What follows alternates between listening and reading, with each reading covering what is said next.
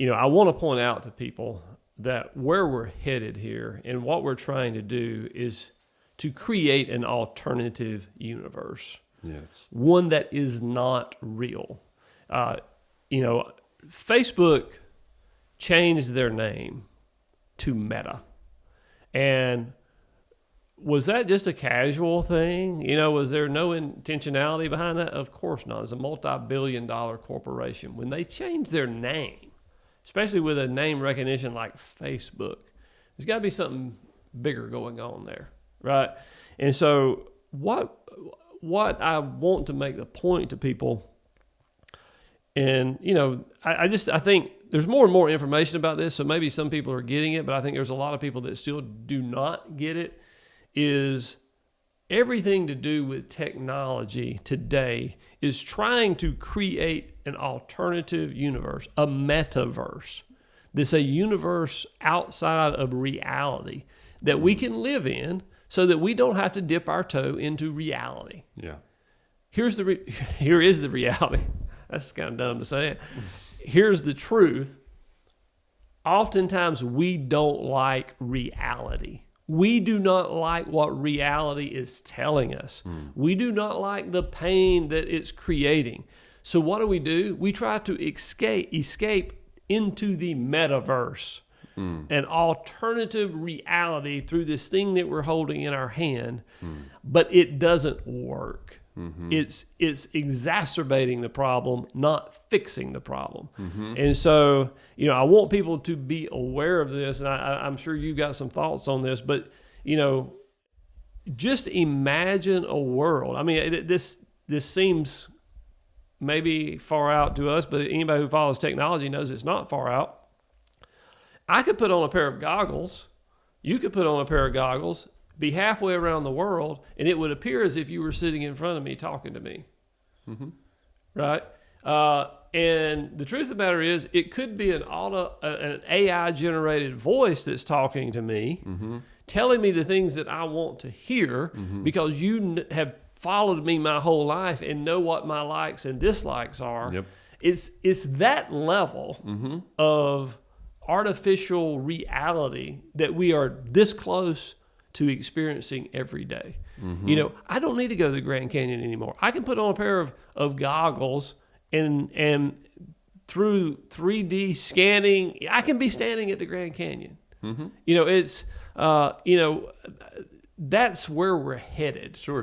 And so how do we deal with that? I mean, the stuff that we've talked about thus far are kind of little baby steps of disciplining ourselves. We're talking about a whole another level that we don't even, we can hardly even comprehend sitting here talking about it. So what's your thoughts on metaverse and the alternate reality that technology is trying to bring to us? Right. So what you're talking about is living in a simulation.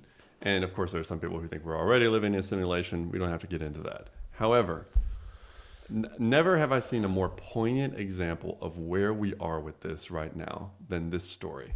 Some of you will be familiar with the movie trilogy, The Matrix. Matrix came out in the late 90s, and it is a movie about artificial intelligence machines that have essentially taken over the world and have enslaved humans, and the humans experience life in a simulation. Meanwhile, in the real world, the machines harvest their body for resources or something. I don't know. I haven't seen the movie in full. But, of course, it bears a lot of interesting ideas about living in a simulation. The hero of the story is played by Keanu Reeves, and the hero and his band of partners work to escape the simulation and live in the real world. And Keanu Reeves was having dinner with an acquaintance at one point, and the acquaintance's daughter was talking to him about The Matrix. She hadn't seen it. And he was explaining that the hero was trying to get back to the real world. And she said, why wouldn't he just want to live in the simulation? And he didn't see it himself.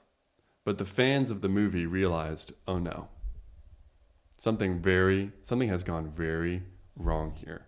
See, what makes the characters in that movie heroic is that they would rather live in a real world that is a hellish landscape ruled by hostile, super intelligent machines than live in a simulation which is essentially a normal and pleasant life. Because reality matters, right? Mm-hmm. Okay. Yeah, let me just interject right there. We mentioned the giveaway earlier. What we're talking about right here, if you send us that email, give us the comment, give us your address, we're going to select some of those to send. We got the 3 books we're going to send. The Abolition of Man follows this out to its ultimate conclusion, in which we have to decide ultimately what does it mean to be human. And so what you're saying is the hero of the story there chose humanness over the simulation. Yes. And that's what we're ultimately talking about with technology, even our smartphones, even being on social media. It's those decisions, because what we see on our smartphones is not reality for the most part.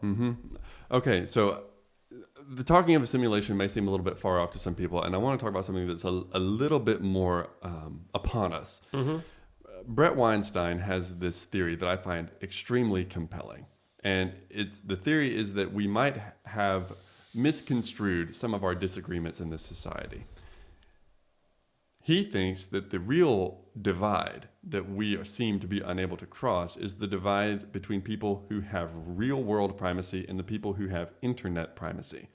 I've said before on the podcast that people, particularly in my generation, are now living their lives on the internet. And you're like, okay, not really. They're not living in a simulation. Here's what I mean by that. All of their most meaningful and engaging experiences in their lives happen through the internet. It's where they go to fall in love. It's where they go to play. It's where they go to be entertained. It's where they go to work, to fight, to learn. You name it. Anything that you do in life, with the possible exception of eating. I say possible. They're doing through the internet. Okay? The rules of the internet are different than the rules of reality. If I have an Instagram account, and I think, I don't know, I haven't had an Instagram account for a long time. We can get into that later. A designation for male or female. Okay, let's say I want to go hit edit profile, and I say, I'm going to change it from male to female.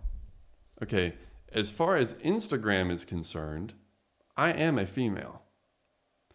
Now, if I'm a person who has internet primacy, then what I'm going to try to do is I'm going to try to represent that reality in the real world. And obviously I'm alluding to transgenderism here, but the implications are far broader than that. Rather than try to represent the real world on the internet. We are moving towards a generation that is living their lives according to the rules of the internet. And when I love Jordan Peterson's line, he says, objective reality, when you twist it, objects to you, right? When these people are trying to manifest their internet-based realities in the real world, reality is snapping back on them. And thus they're depressed, they're suicidal, they hate their bodies. Well, no wonder. Their body is the only thing that stands between them and this life that they have in abstraction. I am very concerned about this, and I don't really think that a lot of the problems that we're seeing in our society are going to get any better until there is a mass exodus from these reality-like technologies. And I got rid of the smartphone. I got off social media years ago. We can talk about that next time, but you need to be awake to this because, see, people in your generation have a difficult time even understanding it. Thank you very much. You're welcome. Well, you know what? Praise the Lord. You guys have real world primacy, right? Well, we do, but that doesn't mean that we're not getting sucked in, right?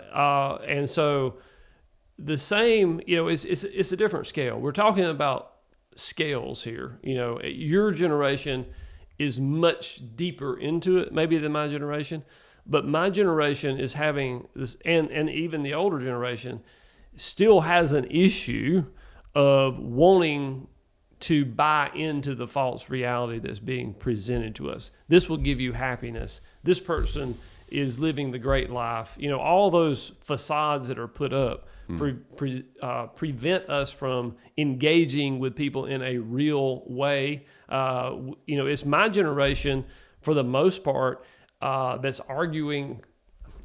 It's all generations, but my generation is doing a lot of the arguing on Twitter and different social media platforms. And so, you know, we're definitely into it.